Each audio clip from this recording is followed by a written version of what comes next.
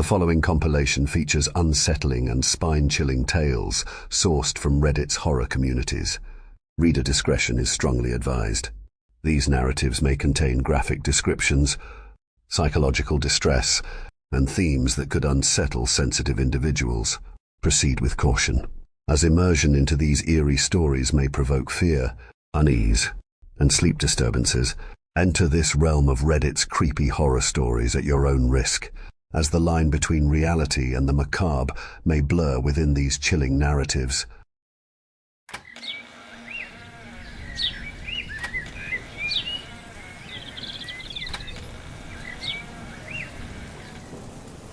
I thought everyone was kidding about Sid.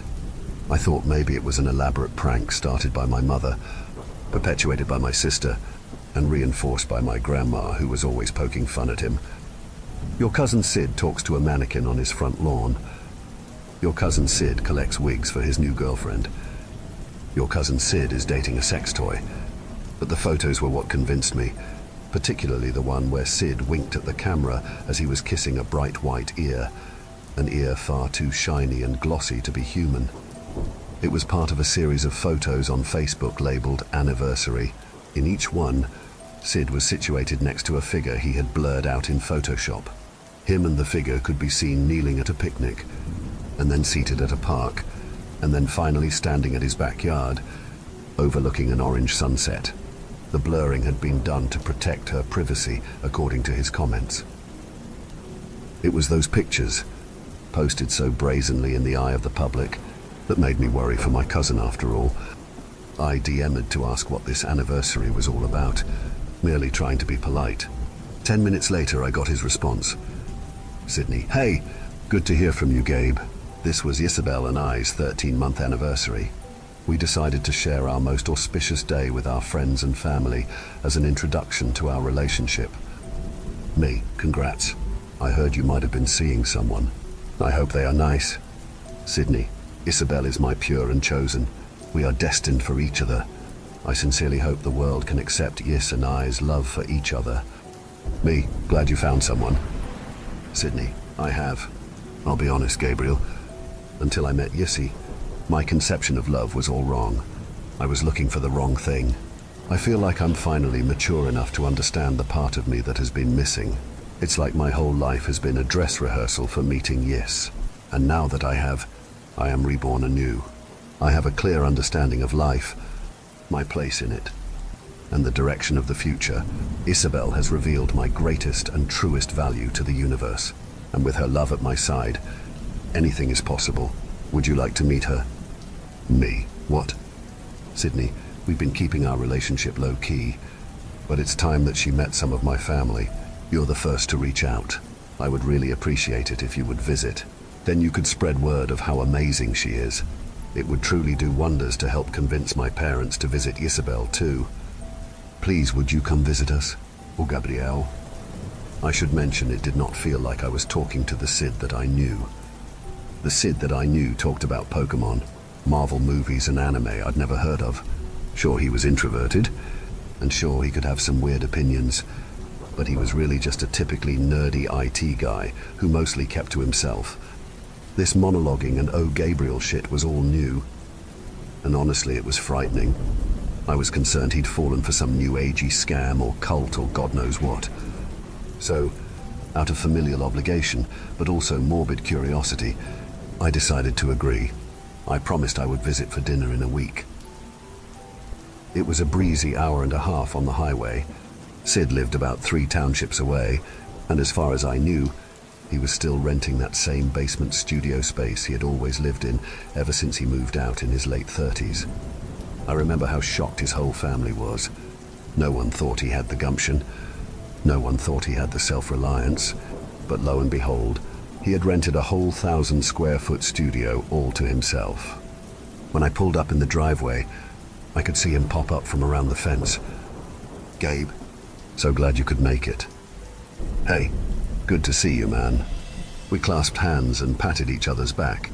Sid was never much of a hugger, so I was surprised how hard he embraced me on this occasion.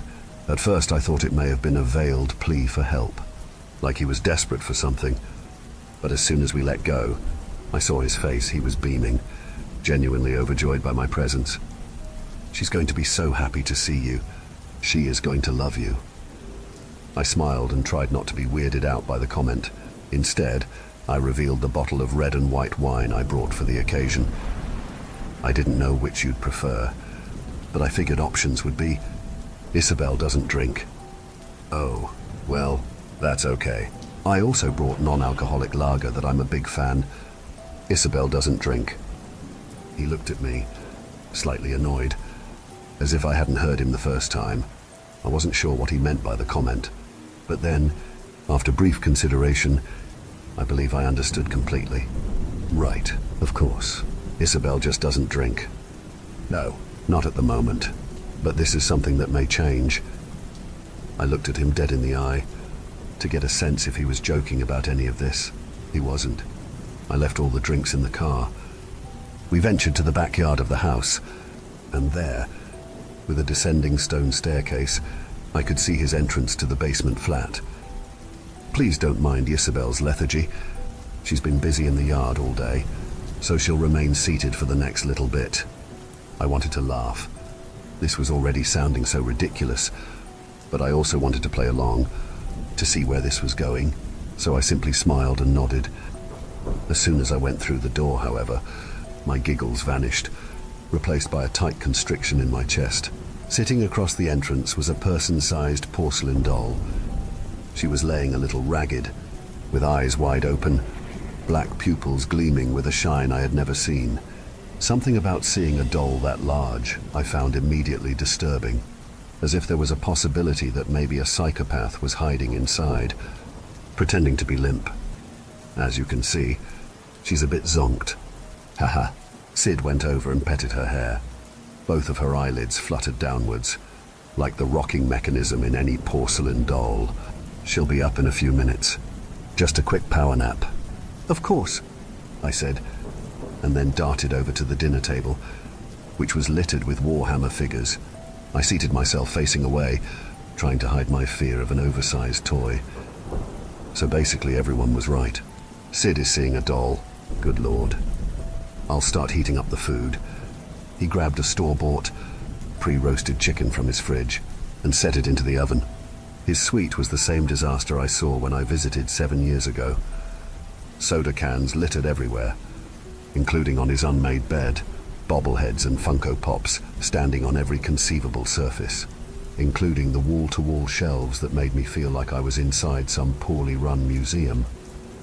The place was still very much Sid's, except now he had a giant doll on the couch. "So where did you find her exactly?" I cut to the point. Sid clicked some dials on his rice maker. "Isabel? I met her in the field." "The IT field?" No, just the big grass field, beyond the yard." I turned to look out his small basement window, although it was lightly fenced off. Sid's yard connected with a large, grassy plain, city property, underground reservoir, I think. "So you just found her walking around, on her own, through the grass?" Sid Saturday across from me, picking up some Warhammer figures. "Yes, well, I was getting out to photograph my Tyranids in the bush, trying to recreate a scene where the Norn Queen summons her underlings to fight the 9th Legion of the Imperium. And before I knew it, some of my figures started to move on their own, like this." He put down a soldier, and I watched as it slid across the table. As if dragged by a magnet, the little space marine ended up by my hand. What does this have to do with Isabel? Then all of my figures started moving, surrounding me in a circle. It was unreal, and when I finally looked up, Isabel was standing there, overseeing everything. I lifted the tiny marine, inspected the underside of the circular base, then dropped it immediately. What the fuck? Beneath the figure's base was a pulsating black ooze, jutting with countless spiky hairs. The hairs grabbed onto the table's surface and pulled the figure upright again. "I see you found them," Sid laughed. "The micrites." "The mic what?" "Everything in my house has them. Watch." Sid stood up and patted his leg, whistling across the room. "Oh, Pip boy." A yellow and blue bobblehead skittered across the floor like a demented spider until it was at Sid's feet. He leaned down and gave it a pet. "You mind tidying Daddy's bed?" The bobblehead bobbled, then it scurried over to the sordid sleeping space. Black gunk tendrilled from beneath the toy's base, entering the empty pop cans and moving them away. Then, like a pair of disembodied hands, the ooze also lifted and folded the covers of Sid's bed. At this point I was standing up by my chair, thoroughly freaked. Are they dot bugs? No. They're a part of Isabel, little essences of her. I turned to the sleeping doll, noticing her head twitch a little. You're saying Isabel is filled with them? No. Isabel is the Mycrites. I moved away from a Gundam figure near the table leg, not wanting to be near any toy whatsoever. I know it's a lot to take in. I was scared at first too. But you see, Isabel is just a person like you or myself. I gave him a look that said, "You've got to be shitting me." Hear me out. Isabel is from a place where they're beyond the need of bodies. She won't say where, but I do know it's somewhere in the Pleiades star cluster. My jaw dropped further. So she's an alien. Not quite. It's more like her consciousness has been uploaded to a colony of nanomachines. She's a person whose thoughts are now in a liquid robot that arrived here hundreds of years ago. Both my hands glued themselves to the top of my head. It was the most incredulous I had ever felt. Okay, you keep calling her a person, but all I've seen is black ouncy around your house. She's very much a single entity. The majority of the Mycrites inhabit that porcelain body. She's attached to it. And can you blame her? It's gorgeous. 19th century China, I think. As he said the words, I could see the doll begin to stir, her arms lifted above her head. Was she stretching? I backed away, instinctively heading for the door. I was halfway there when Isabel suddenly stood up on 2 feet and stared at me. I frowned. As far as I could tell, her head and limbs were made of porcelain, but her torso and joints were made of soft fabric. Like any old Victorian doll, there must have been bucketfuls of those Mycrites inside, filling her with the muscle and sinew she needed to lift, move and blink at me with those glassy, cold marbles. Gabriel Worthington, her mouth lowered and lifted like an antique puppet's. "It is a pleasure to finally meet you." I was too afraid to turn my back now. My eyes were glued. "Won't you be joining us for dinner? I've heard so much about you." Her voice sounded like what sand might sound like if it learned to talk. "Dinner? Yeah. Ding." Sid walked over to his rice maker and gave a thumbs up. "How glorious. The rice is ready. I'll get the cutlery." You might think I Saturday at the dinner table because I was still curious, and that I was still trying to help my cousin by learning more about this otherworldly partner, by understanding their relationship. But that was not the case. I Saturday at the dinner table because I saw a shadow drip off the ceiling and pool around the doorknob of the exit. I could sense that Isabel perhaps may not let me leave, that Isabel perhaps really wanted to have dinner with me, and that Isabel was someone I should work very, very hard to appease so that I could leave with my life intact. "So," Isabel said, dividing up the chicken, "Sid tells me you are married. Why couldn't your wife join us?" I looked at Sid, who didn't seem to notice the question. He was grabbing Cokes from the fridge. "Oh, yeah, sorry about that. Valerie is really behind on work, so she sadly couldn't make it." Isabel's glossy hands had articulated fingers. With each of her movements, I could hear the porcelain scrape on itself. She used tongs to pluck some of the chicken pieces and lay them on my plate. "That is a shame. Does your wife often disappoint you?" I stared at the meat on my plate and at the deadness of her pupils. "No, not at all. I love her very much. She just gets busy with her job." Isabel doled out the rice next. It was very eerie to watch a doll set the food. 2 large portions for the humans and a tiny portion for herself. Sid tells me that he's had many women disappoint him and that it's quite common in this day and age, an epidemic. I watched Sid as he handed me the Coke and smiled a little sheepishly. "Well, I just think girls are a little too picky, maybe a bit mean. He swept some Warhammer off his chair before sitting down. None of them are as understanding as you, Yis. He leaned over and gave her a kiss on her white, shiny ear. I shuddered internally. Do you think that's true, Gabriel? Are women disappointments? I had no idea what kind of answer she was seeking. For the record, I don't think women are disappointments, but I wanted to be diplomatic, because I got the sense she was siding with my cousin.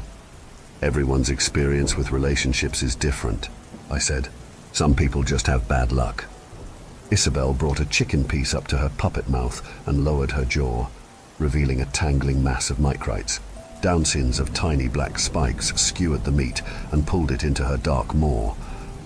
And do you know any of these people with bad luck? She asked, chicken dissolving inside her throat. As a matter of fact, I did. Working in construction, I was surrounded by men who would voice their dissatisfaction with the fairer sex. Though to be honest, most of these men just needed to grow up or stop acting like assholes for these problems to go away. Yes, I know a lot of guys like this. You do. Isabel's eyes lit up. Something in her chest whirred. If this dinner was about placating this doll, this seemed to be the right track. Yeah, I said. It's prevalent at my work, in the trades. Isabel stood up from the table, mimicking the movements of a person rather uncannily. She picked up a box lying near Sid's TV and brought it over to me. It was filled with Hot Wheels, action figures, Warhammer, and other collectible toys. Please, she said, you must offer these men anything they want from this box, whatever they want. Sid took a sip of his soft drink, eyeing his paraphernalia. But yes, those are pretty rare. I was arranging those for eBay. Isabel's hair began to lift and flutter a little, as if filled with static, as if a large charge of micrites had entered her head. I could tell Sid was as uncomfortable with this sight as I was. I make you feel happy, don't I, Sydney? My cousin wiped his mouth and practically bowed. Yes, yes, of course, Isabel. You're my pure and chosen. Then don't you think other men deserve to feel happy too? The dinner only lasted about an hour. Isabel made me promise that I would place the box of toys at my work, which I agreed to. It seemed like a fair price to pay for allowing me to leave alive. I told everyone in my family that Sid was very content with his new partner, and after much consideration, I also told them the truth, that his partner was indeed a doll. Sid just does what makes himself happy. Let Sid be Sid, I said. This resulted in the expected shock, embarrassment and ridicule between family members. No one wanted to contact my cousin after learning that, not anytime soon anyway, which I think was a good thing, because it protected Sid from humiliation. But more importantly, it also protected anyone else in my family from meeting Isabel, which was my real intention. I have no clue what sort of microbial slime tech Isabel was made of, or where in the universe she was from, but I certainly didn't trust her in the slightest. The burden I now carry is that I exposed some employees to her essence at my company. I left those colorful, valuable-looking collectibles in the lunchroom portable at my worksite. I wish I could tell you they were harmless cars, Transformers and He-Man toys, but even on my drive home, I could see the shimmering black micrites hiding inside all those plastic playthings. I don't know what Isabel intends to do with the additional men she will ensnare.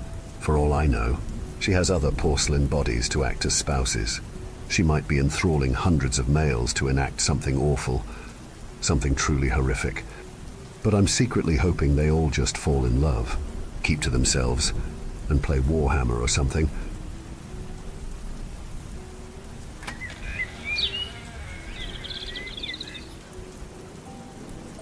At first I thought it was fun. We lived in an RV. It was like an endless vacation.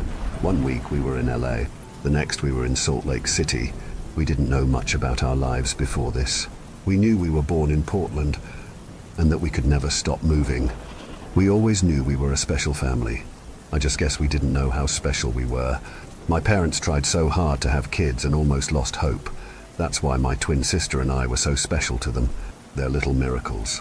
It was annoying, but at least we knew we meant something to them. Amelia and I were fairly close. As far as siblings go, we were kind of each other's only friends. Since we were homeschooled, we felt pretty isolated. We never set up camp anywhere fun. No KOA campgrounds with ice cream shops and swimming pools. Always driving off-road and living deep in the woods. I guess it was peaceful, in a way, but anyone who grew up near the woods understands it's not something you mess with. The first time I really personally realized something was up was just before our 7th birthday, when we were staying in a place in BC called Kamloops. We weren't supposed to sneak out or leave Mom and Dad's sight, but at the time, we were mischievous 6-year-olds with a huge, unexplored forest in front of us. What do you expect? We waited until they fell asleep for the night and snuck out of the RV through the window, which was easy because the window was just a sheet of plastic held together by a zipper, and we set off with nothing but a shitty lantern to illuminate the path in front of us. It wasn't long before we saw something strange. A glow, not from our lantern. It was coming from in front of us. It didn't take long for us to see who or what was in front of us. It was a lady holding a small, homemade torch, but she didn't look much like a lady. Her hair was matted and fallen out in some places. Her skin was almost blue and looked rotted. Her teeth were yellow and a few were missing, and I thought you could even see part of her jaw. She was wearing a dirty hospital gown. I didn't know where the nearest hospital was, but it had to be pretty damn far, because the last time I remember driving anywhere with a paved road had to be 3 hours before we set up our camp here.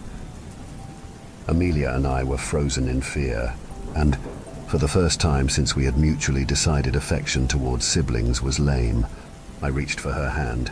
That thing reached out its bony arm to us. It moaned something almost indecipherable, like mububu. That was enough to snap me out of it, and I sprinted away, dragging Amelia behind me. By some miracle, we had made it back to the RV, and, by some other miracle, got back in without waking our parents. We didn't get much sleep, and were far too shaken up to even say good morning to our parents, let alone tell them what happened. Would they have even believed us if we told them?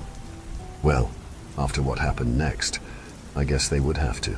When we opened the door to the RV, we saw that the remains of what we had left out overnight, a campfire reduced to ashes, the sticks covered in charcoal, Amelia and I had used to draw on the rocks, and a makeshift table with a few cans of beans, had been utterly destroyed. It wasn't too out of the ordinary to have our camp ravished by animals. We lived in the woods after all, but this was something no animal could do. This looked set up, like whatever did it had a plan. What we saw written on the back of the RV confirmed this belief. In the charcoal sticks, someone had written, "You can't run forever on our trailer."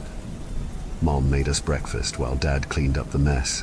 We left shortly after that and drove for hours, not even stopping for quick washroom breaks. Mom and Dad spoke in hushed whispers as Dad drove. I wish I knew what they had been talking about. That night, I guess because Mom and Dad could see we were shaken up, they took us for a rare treat, a dinner at a real restaurant, a shitty diner, but a restaurant nonetheless.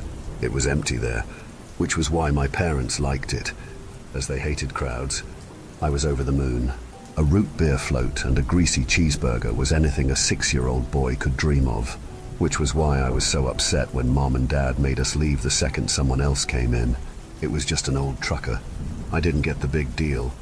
While we were in the RV, Amelia asked why we had to leave while I sulked in my bunk, a glorified shelf. Mom sighed. "I suppose you two are almost 7. That's old enough to know." "Well, Zachary, Amelia, the reason we had to leave is because we're scared of losing you. Do you remember what happened when you were 4? I had no idea. My memory was never good, but Amelia claimed to remember. We were in Beaverton, not too far from Portland. She said that when we were 4, we were running around in a field when a big man in camouflage and bit boots came up to us and bent down to our level. "We're not supposed to talk to strangers," Amelia said. She was always a goody two-shoes. "I'm John. Now we're not strangers. What are your names?" "I'm Zach, and that's my sister Amelia. We're 4, and our birthday is July 26th, 2002, I'd apparently said, but I bet Amelia just said I said that to make me look worse. That's when he stopped smiling. He roughly took our hands and started to lead us away. Let's go somewhere fun. Zach and Amelia, I need to take you someplace else. My mom got teary. That's right. If your dad and I hadn't caught you just before you left, we probably would have never seen you again. I took you to someplace safe. And your dad, well, your dad, I shot that son of a bitch in the leg. Hope he had fun crawling back to his house, he said coldly. Amelia and I shot each other glances. Okay, Daddy, I'm going to go to sleep now, she said, climbing over me to get to her bunk. That night we stopped somewhere for the night. I forgot where, probably near the interior of BC or maybe Alberta. I looked out the little plastic window and I saw her. I saw that fucking lady again. She was staring at me and Amelia in our bunk beds, reaching out for us with that same long, bony hand. I rolled over and tried to sleep, but couldn't, knowing she was there. Life continued on like that for a while. Anywhere we'd stop, she'd be there. Washington, there she was. Nevada, you bet your ass. Montana, better fucking believe it. Amelia and I didn't really explore much anymore, partially because we were getting older and gradually showing less interest in that sort of thing, but partially because that experience in Kamloops traumatized us both. That didn't stop the lady from trying to get us. Sometimes we'd catch a glimpse of her on the highway as we drove by. Sometimes she'd appear right where the fire of our campsite stopped illuminating, so we could barely see her. On the rare occasion we went into public to get supplies or food, I could have sworn I caught a glimpse of her in the crowd. Whenever she was around, I always heard that damn cry of hers. Moh, boh, boh. After a while, she stopped scaring me. Well, as much. Everything finally made sense. The day before Amelia and I turned 14, Mom and Dad had left the RV and gave us two a rare couple hours of freedom as they gathered things for our birthday. We weren't parked ridiculously far from civilization, but I'd say a good hour's worth of walking. We weren't that scared. We had lived in the woods long enough to know as long as you didn't bother the forest, it wouldn't bother you, and the lady in the hospital gown was honestly more of an annoyance than anything else. I'd even go so far to say we had almost forgotten about her. I was reading, and Amelia was rummaging around the RV for food. I was getting immersed in my book when Amelia shouted out, "Zach, come check this out." I rolled my eyes. What could it be? We had lived in this tiny RV for almost 14 years. I knew it like the back of my hand. There was absolutely no nook or cranny I didn't know about. Oh, I guess I was wrong. There, under the driver's seat cushion Amelia had pulled out, for some reason, was a box. It was small and a bit squished from all the years of my dad's ass sitting on it, but we could still tell what it was. Amelia excitedly reached to open it. Inside were papers. Forget about it, Amelia. It's probably just boring documents for work, I said. But the look of confusion to horror on my sister's face was enough to change my mind. They were documents, but not for work. Birth documents. For us. But the stated parents weren't ours. I was apparently Zachary Jr., but nobody in my family was named Zachary. I looked at the father's name, Zachary. The mother was someone named Emily. Maybe we were adopted, I suggested. Amelia reached in and pulled out another sheet of paper. She shook her head and held out the next one for me with a shaky hand. Infants missing from Portland Hospital, July 27th. 2002. Twins, Zachary Christopher Clark Jeter and Amelia Emily Clark. Ongoing search. Anyone with information is to report it to the police immediately.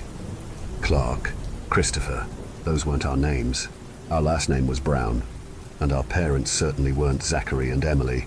They were Jenny and Kevin. I had a feeling things were going to get worse. I was right, as Amelia pulled out the third and second to last paper. Portland mother of two murdered in hospital. Emily Clark, 27, had recently given birth to twins, now missing, when she was smothered to death in her own hospital bed. Police drawing of suspects. We looked at the police drawing. It was obviously not a complete match, but they were basically the only other two faces we had seen our entire lives, Mom and Dad. CCTV footage shows the two suspects leaving the hospital through a back door with the two infants. Search is ongoing. If spotted, do not approach these individuals. Alert the authorities immediately. We were silent as Amelia shakily grabbed the last piece of paper. This was from 2006. We were 4. After an Oregon man allegedly spotted the missing kids and Washington S. attacked by the perpetrators. A glimpse of hope is seen in this 4-year-long LD case. Father and husband of the victims, Zachary Clark, shares this message to my babies. I have no idea where you two are, but I will never let go of hope that one day I will see your beautiful faces again. You may not even know who I am, but that doesn't change anything. Until we meet again, Daddy loves you. We couldn't even say anything.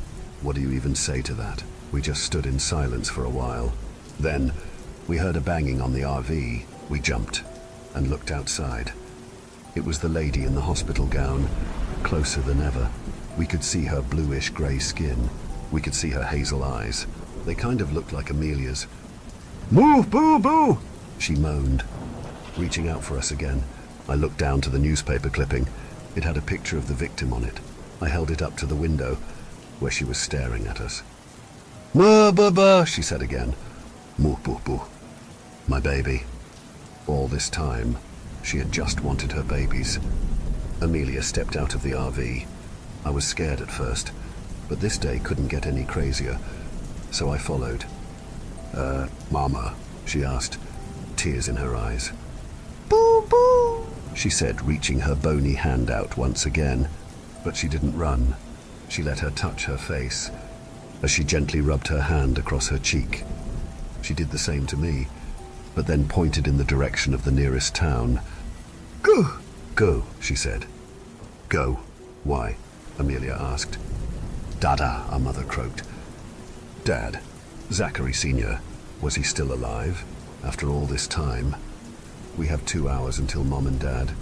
Amelia cut herself off. "They get back. Let's go. Quick!" Although we really didn't have any idea how to get to the town, we somehow knew, like someone was guiding us. We busted into the sheriff's office, probably looking awful. First came the questioning, then the DNA testing, then they looked for our parents, then they arrested my parents, then the news stories and the interviews. Then we were flown out in a plane, my first plane ever, to Portland to meet our dad. We were quite the story. They called my parents the wretches of the woods. They thought of them as evil witches who stole us and hid us deep in the woods. I guess they were right, in a way. It was weird seeing them behind bars, serving life sentences, because after all, they raised us for nearly 14 years. But that's where they'll stay. No running, no hiding. There's nowhere to hide in a cell. He burst into tears when he saw us. We didn't. It was weird. He was my dad. And all. But was he? I mean, I guess I met him when I was like a few hours old, but I just couldn't connect to him. It took a while, but we slowly got used to our new lives. In a house, with a bed and our own rooms, not running from everything, or living in the woods. It was peaceful. Although most of the time I ended up sneaking into Amelia's room, because after all this time I still couldn't be alone. One time, I got a knock on our window. We both woke up and saw the lady in the hospital gown outside, but she looked happier, less rotten, like she was complete again. "Mama," I asked, could she stay, and I could live with the family I craved, like she read my mind. She shook her head. "I have to go. My babies," she said, reaching her hand out to us through the window as she slowly disappeared into the night. We never saw her again after that, but we always knew she was watching us.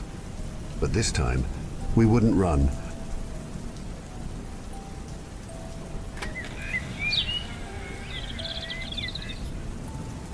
I know it sounds ridiculous. The danger exists all around us, and once you recognize it, it's hard not to understand. I cannot be the only one who's experienced this. I'm in my 4th year of college at a state university, and I'm still living in the dorms. My roommate was an influencer. She has a lot of followers on all of the major sites, and I don't want to expose her here, so let's call her Rumi. Her brand is her lifestyle stuff in conjunction with being a student, or get ready with me kind of stuff. When I first moved in at the beginning of the fall semester, what annoyed me the most was the amount of crap she had.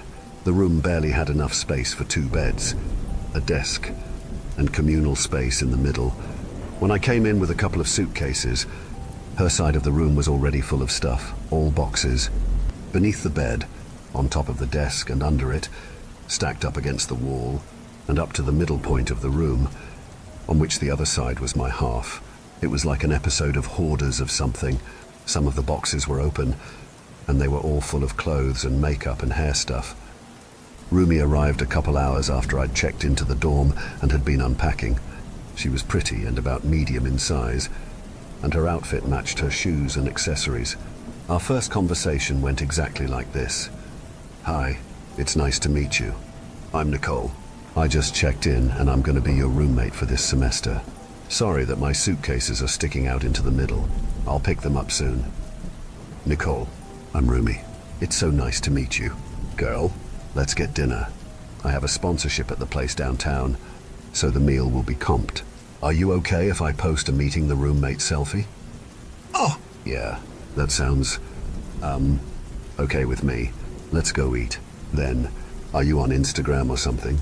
I'll add you." "Yeah, I'm everywhere. Hang on, let me change my headband. I already posted myself wearing it today.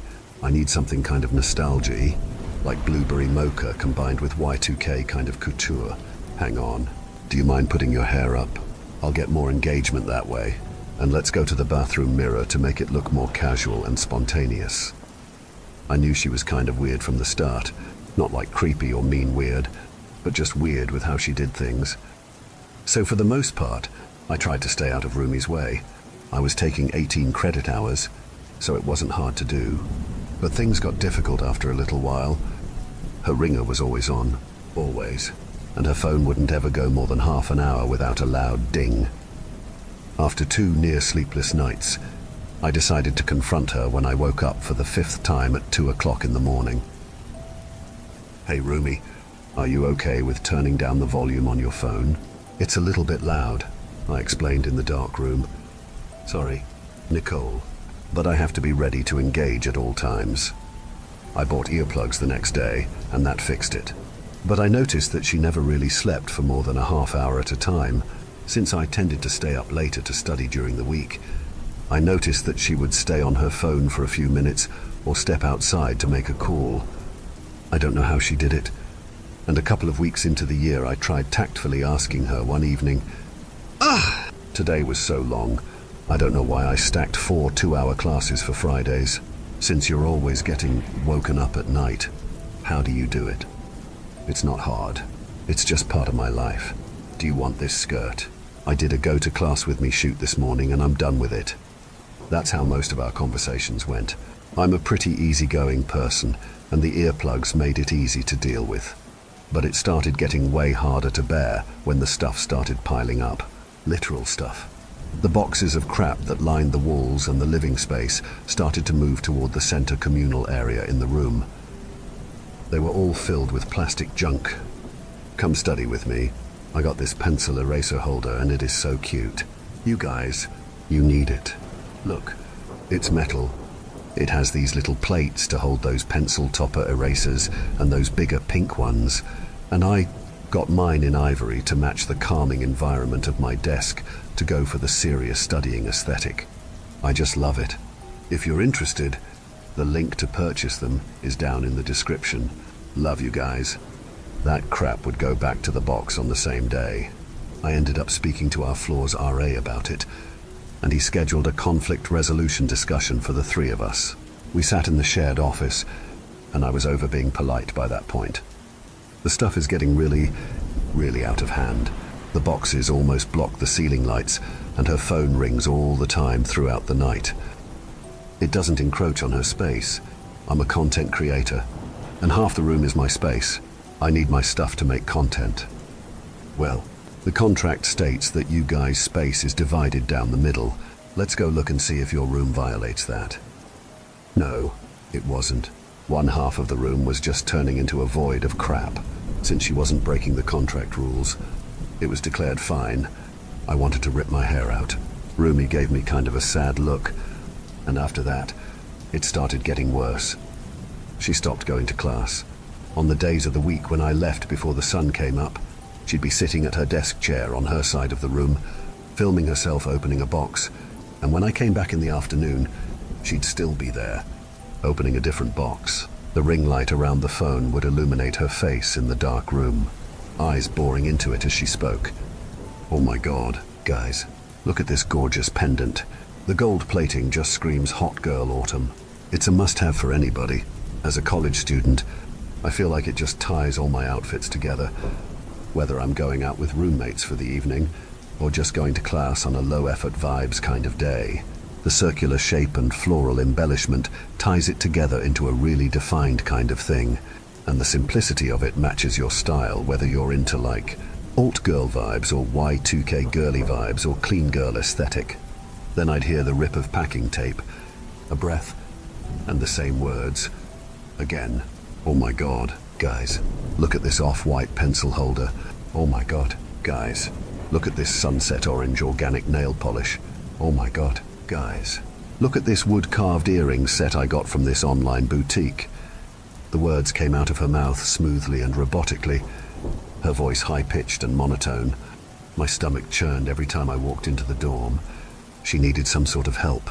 I got into the habit of asking her if she wanted to go out or needed help with any homework or anything, and she'd turn in the chair and just look at me, eyes unfocused.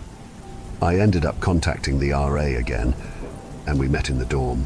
When he'd walk in, she'd pause her filming, and when he asked if she was all right, she'd nod and say yes, still in that high-pitched monotone, like she was recording a meet with my RA with me.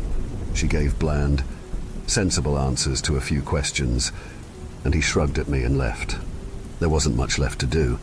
I started throwing away stuff, the boxes that had already been opened, with the crap neatly put back inside. She never seemed to mind. It was like bailing water from a flooding room. Even after making several trips to the trash chute a day, it didn't seem to make any difference. One of the worst parts was how they clogged the doorway. The packages always arrived right at the door, instead of going to the mailroom. I always seemed to miss the deliveries. Only once, a few weeks ago, I saw the back of a man dressed in grey dropping off a box without a label.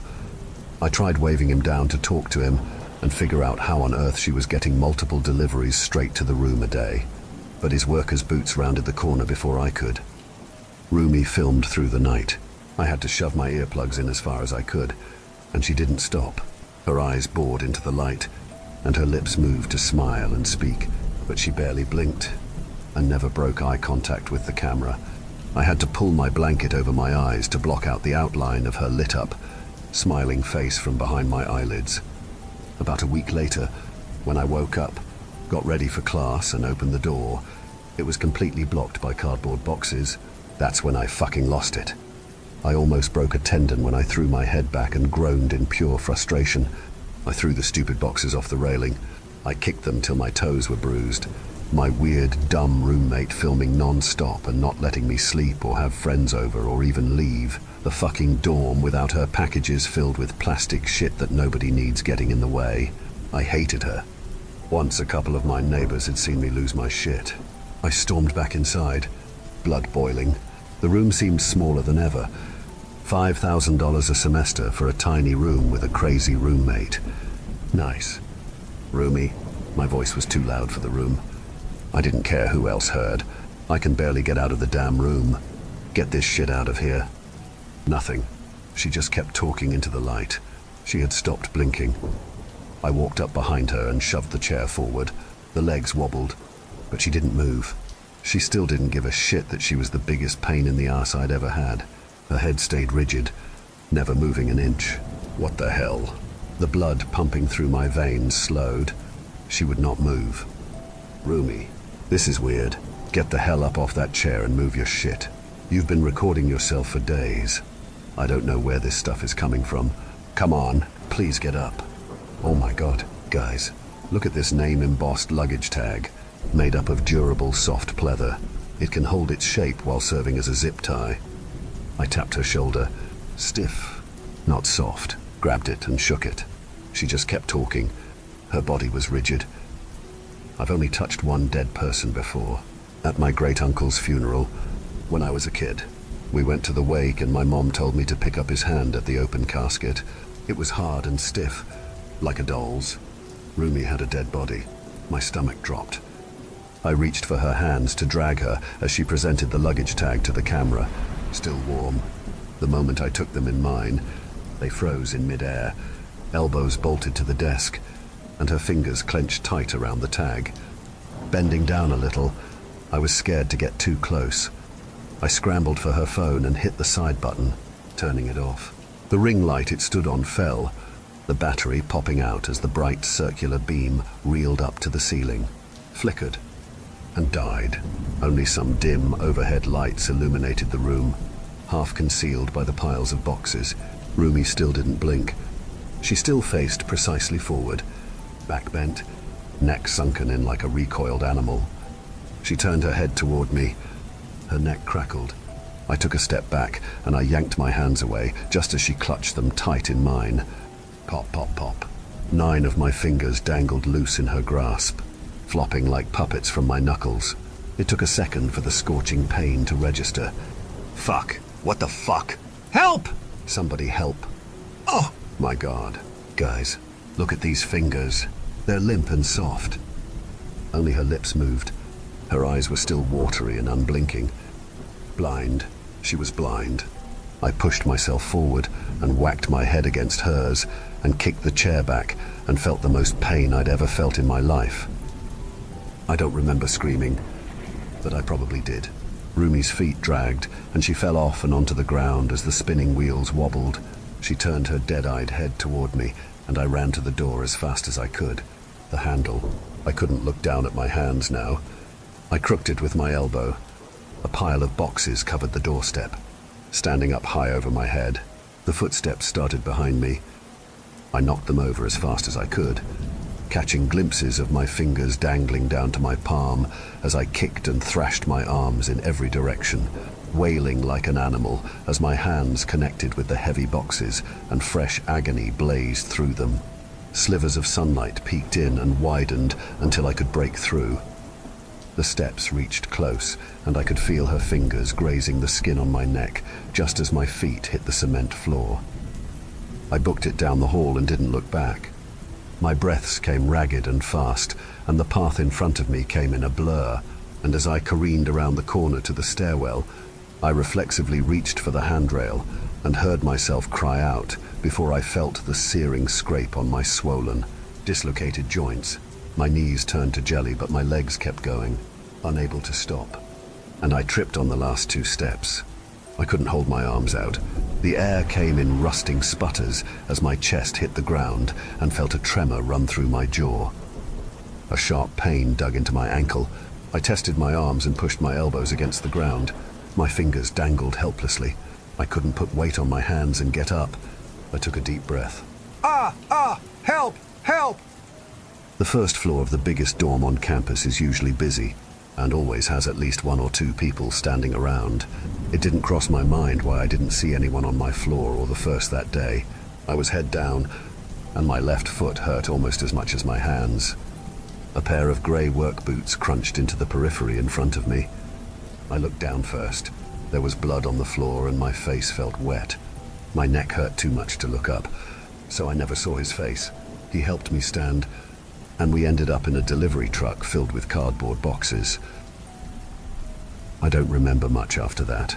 I think I passed out when I sat still and got a good look at my fingers swinging loose. All I can think of is the workman in all grey, asking why there were so many boxes, and saying how my roommate wanted to kill me. All he said was, "She's a hard worker, running her personal brand. Content creation requires a lot of dedication and following the algorithm. Don't give her a hard time again, or you'll learn more than you want to know about the business." I didn't press charges. I came out of the hospital a couple days later with bandaged hands and a swollen ankle. It took me weeks to go back to school, and I never went back to the dorms. My RA and parents took my stuff for me. There was only 1 box in the whole room when the inspection was conducted, and Rumi was recording a video on multi-purpose branded bandages with it. Nothing wrong had happened besides me being clumsy. Sometimes when I close my eyes, all I see is Rumi's watery gaze. I don't go out much now. When I go to the gym and see a guy videoing his routine, or go out to eat and see a lady filming herself eating the food, I feel my stomach churn. Sometimes their backs are already bent, or their eyes don't blink. Please, don't become an influencer or a content creator. You'll be dead, and you won't even care.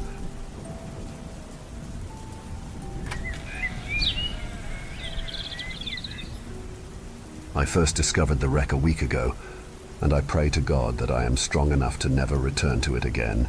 Already, I can feel something urging me to go back. I am a good man and will do my best to resist the temptation. I know already that it will not be easy. What was all that about?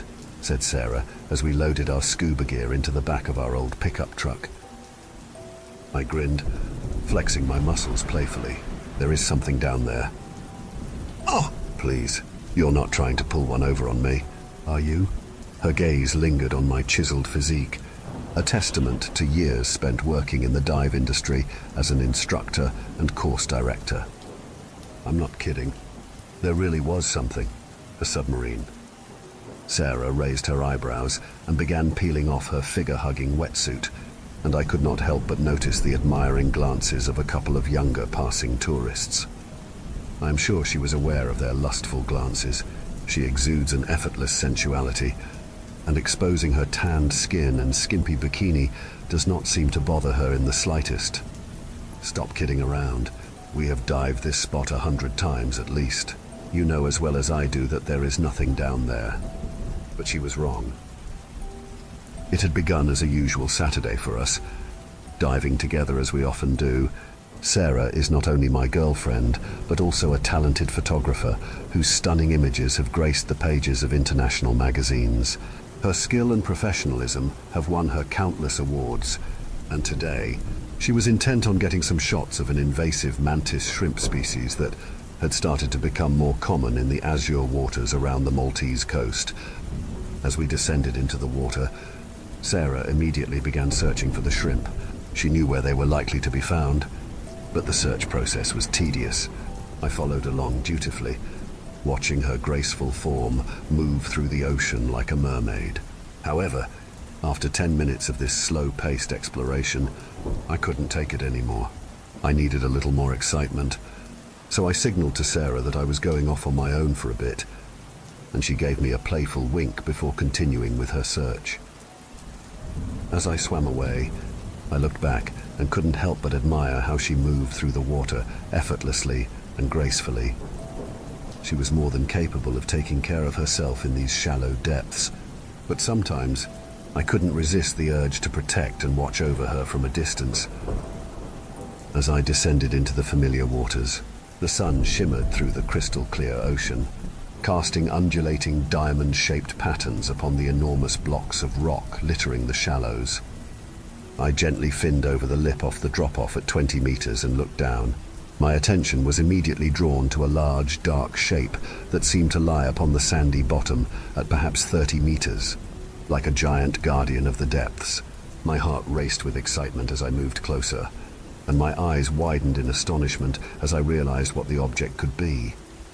Without hesitation, I swam deeper, eager to investigate this unexpected discovery that filled me with a sense of both euphoria and fear. The German U-boat had presumably lain undisturbed upon the seabed for over 70 years, a haunting reminder of the past. Its once sleek and deadly exterior was now rusted and covered in algae, giving it a strange, ghostly appearance. As I dove towards it, a feeling of unease settled in my stomach. What tragic circumstances had led to its sinking, and what secrets were hidden within its flooded confines? At a depth of 30 meters, I would get through my air fairly quickly, and I also had limited time if I wanted to avoid decompression stops. But my curiosity prevailed, and I swam towards the stubby conning tower. Only then did I start to worry that the sub might contain dead bodies. What had happened to the crew? Had they been able to escape? Or was their final resting place within the flooded confines of this steel sarcophagus? I know now that I should never have done what I did, but I could not stop myself. An overwhelming urge gripped me, and I peered through the open hatchway into the mysterious and dark interior of the wreck. Later, when I returned to Sarah's side, she was still absorbed in taking photographs and hardly acknowledged my return. Excitedly, I grabbed her arm and shook it, trying to get her attention. She gave me an annoyed look as I thrust my dive slate in front of her mask. After much signaling and insistence, she only read what I had hastily scribbled on its surface in pencil. I found a wreck. Understandably, she looked surprised, as we knew there was no known wreck within 5 miles. Slightly begrudgingly, she followed me towards the drop-off. I was leading and kept looking over my shoulder to ensure Sarah was still following. I could hardly contain my excitement as we swam over the ledge and looked down. Sarah gave me what I would call one of her looks as I stared down at the seabed in disbelief. The U-boat had vanished. But there was something there. I saw it, I told Sarah later as we drove back to our apartment. "You thought you saw something," she corrected. "Maybe you were just narked. It looked pretty deep." "I suppose that could be it," I said. "All the problems with Jurgen and the dive school must be getting to me." She smiled and ran her hands through her salty blonde hair. "I'm thinking of taking a long shower when we get back," she said nonchalantly, before shooting me a suggestive glance from underneath her lashes. "And you should join me. You really could use some stress relief. We both could." Sarah put the radio on, and we drove back to our beachside apartment. She sang along beautifully and harmonized with the songs on the radio, and I lost in anticipation of what was promised to come. As we pulled into the driveway and I killed the engine, Sarah hopped out of the pickup and headed for our apartment. "Come on, slow. Coach, let's wash off all that dried up salt together," she said, her voice barely above a whisper, but vibrant with promise. "Perhaps we can find our kind of adventure in the depths of all that shower steam, shall we?" I grinned and followed her into the apartment. I did not mention that I had peered down the hatchway into the flooded submarine, or that I had explored its darkness. All the problems I am now experiencing with my dive school started about 5 years ago. As the price of exotic destinations dropped and more unique scuba diving destinations became available, my business slowed down. My customers seemed to have been lured away by the white, powdery beaches and waving palm trees of places like the Caribbean, the Maldives, and even Papua New Guinea. It was getting so bad that I swore that I would strangle the next diver I heard mouth that well-worn phrase, "The Med is dead." Eventually, last year, against my better judgment, I took on a partner, Jurgen. He offered to buy half of my business and bring in lots of extra customers through his network of dive clubs in his native Netherlands. It seemed like the perfect solution at the time. To begin with, things went very well. After spending so many years of hard work building up my dive business by renovating an old derelict building on the coast, adapting a fishing boat, and paying for expensive advertising in glossy dive magazines, I was suddenly able to relax a little and let my partner take some of the strain. This turned out to be a mistake. Before long, almost 8% of our customers were from the Netherlands, and I was getting hardly any bookings from anyone else. Even when I did have some of my own customers, I got the feeling that they were less than happy that the dive trips were dominated by Jurgen's customers, who all seemed to know each other. Not too long after, Jurgen came to me insisting that he should get more than 50% of the profits, as he was bringing in most of the customers. We argued about this constantly, and it even got to the stage where he threatened to sell his share of the business to someone, another acquaintance of his, and take his divers elsewhere. 2 weeks ago, Jurgen announced that he wanted to buy me out. After all these months of bickering, I was on the verge of accepting the less than fair market price he had offered me, but that was before I discovered the wreck. The day after I found the mysterious U-boat, Jurgen took a boatload of his customers to one of the local dive sites. Sarah was planning to review the digital shots of shrimp and edit some other work, but the deadline was rapidly approaching. Her little hobby, as she had termed it a few years ago, had become a real success. "Have a great day at the dive school," she said, giving me a quick kiss before hurrying off to the room she used as her office. I had no intention of telling her what my actual plans were. An hour later, I was passing over the underwater ledge and looked down. The wreck was there, just as it had been when I first found it. A hauntingly dark silhouette set against bone-white sand. I had not imagined it. The wreck really did exist. This time, I made sure that I was suitably equipped to allow myself a thorough examination of my discovery. As wrecks go, it was rather odd. It sat upright on the bottom, its ship-like bow slightly buried in the sand. I swam around it but failed to find any obvious damage, making me wonder whether the crew had deliberately sunk it.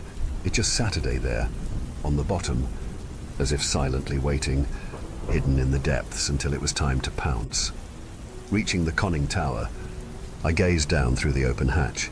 Surprisingly, there was little marine growth around the edges, and after clipping a guideline to the stubby radio mast, I went inside. My first impression was one of intense cold. I guessed that this might have been due to sunlight from above, being unable to penetrate the wreck to warm the non-moving water within it. As I played my powerful torchlight over the interior, a mass of pipework and sheathed wiring, I could not help but feel a sense of great curiosity. There did not seem to be any apparent reason for the U-boat's sinking. Due to the confined space, moving around was difficult. I had opted for a small rebreather instead of traditional scuba to avoid the risk of my bubbles stirring up sediment, which could quickly reduce the visibility to zero. The rebreather also offered the considerable advantage of plenty of gas for a long dive and deco stops afterwards. Fine greenish sediment had settled on every surface, and even my gentle movement through the water dislodged fine rust, which rained down from above, reducing visibility to no more than a meter ahead. My torch, which is hugely powerful and one of the best on the market, seemed unable to penetrate the somber interior efficiently. It was as if the darkness had a substance of its own. It soaked up light like a sponge. Cautiously, I edged forward, going deeper into the aquatic mausoleum. The water around me felt somehow thicker, and I had the impression that I was swimming in treacle. The darkness increased. How could the inside of a submarine be so damned big? I had swum for what I considered a considerable distance, yet there seemed to be no end to the cavernous interior. After another 5 minutes of finning, I stopped. I figured that I must have swum a couple of 100 meters. There was no way that this type of sub could be so big inside. Hell, it wasn't anywhere near so long on the outside. It just did not make sense. The other and more worrying reason that I had stopped was fear. My light was almost useless. Examining it, I could see that it burned brightly enough, yet the darkness was somehow darker and hungrier. It was then that I noticed the smell. I know it sounds ridiculous, but that is the best way to describe it. It was as if I could smell something rancid, a rotting stench that I could taste through the rebreather's mouthpiece. I inched forward, my heart pounding in my chest and ears like thunder. The smell was almost overpowering. Suddenly, I came within inches of some kind of barrier, a wall of thick, undulating darkness. I sensed that the darkness was waiting. For what? I had no idea, but strangely, I felt sure it had been waiting for a long time. Don't ask me what made me do it. Curiosity? Stupidity? Who knows? Tentatively, I reached out. I watched as my hand disappeared, engulfed by the blackness. The pain was immediate and excruciating, a freezing coldness that penetrated the very bones of my finger and began to spread up my wrist and into my arm. I felt, touched pure evil. In horror, I screamed, snatched my hand back, and retreated as fast as I could towards the conning tower and its open hatchway. I did not bother to collect my guidelines. I fled for the surface in terror, up towards the light. I had no intention of ever going back after that first dreadful experience. For 2 days, I managed to pretend to myself that it had simply not happened. I began to wonder whether or not there might have been something wrong with my recollection of events. Perhaps I was the effects of nitrogen narcosis, though that is not something that has seriously affected me in over 30 years of diving. A distant family member is often described as not playing with a full deck. She spent some time in an asylum. I hope it is not hereditary. I had almost deliberately forgotten about the wreck until I mentioned it to Jürgen. Afterwards, I reasoned that telling Jürgen was an attempt to accept that I was not crazy and had indeed seen something. Of course, now I realize there might have been some other motive for telling him. From the moment I told him about the wreck, he was hooked. Where was it? How deep? Would it make a good dive for customers? It was the first time there had been any semblance of friendship between us for months. He insisted that we should explore it together. How could I refuse? As we descended towards the submarine, I watched Jürgen's face. When the ghostly shape of the wreck began to become visible, his eyes grew wide with excitement. He turned to me and grinned, then finned towards the conning tower. I followed. The wreck looked exactly the same as the last time I had seen it. A chill of memory shivered down my spine. Jürgen looked down into the wreck and then, seemingly on impulse, took hold of the guideline I had left last time and followed it head first down into the gloomy innards of the submarine. I did not want to go inside again, but felt grudgingly that I ought to stay with my partner. Inside, it seemed even colder than before. Jürgen was kneeling on the bottom, looking around with his torch. Holding the guideline, he indicated that I should go first and that he would follow. I shook my head and signaled that he should lead. He shrugged and then set off, with me close behind. We swam for quite some time before Jürgen stopped and turned to me. He looked confused. We had been swimming for a ridiculously long time. Considering the size of the U-boat, he appeared worried. But I gave him the okay sign, which seemed to be all the reassurance he needed. He swam deeper into the darkness. Nervously, I followed him. Not long after, I began tasting that revolting smell I had previously experienced. The apparent thickness of the water seemed to slow our movements tenfold, and the light from our torches withered to pathetic conicals of light. We had reached oily blackness. I have no satisfactory explanation for what I did next. Perhaps it was because Jürgen had virtually stolen my dive school from me. It might even have been that I simply did not like him anymore. Whatever the reason, it is sufficient to say that I pushed him into the blackness.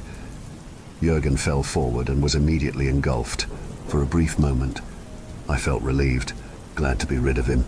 Then all hell broke loose. His panic-stricken face reappeared through the oily film. His mask and regulator were gone, and he was screaming in terror. I could actually hear his muffled cries as vast bubbles of air spewed from his mouth. The darkness began to retreat deeper into the wreck, and it seemed to be dragging Jürgen with it. His arms flailed wildly, his fingers desperately trying to grab onto something. I could hear and see his fingernails scraping and splintering against the cold metal floor. Then he was gone. I felt no guilt, only a weird kind of revulsion. It was the kind of excited disgust that I had when, as a kid, I had peered into the gutter at the mashed remains of some poor animal.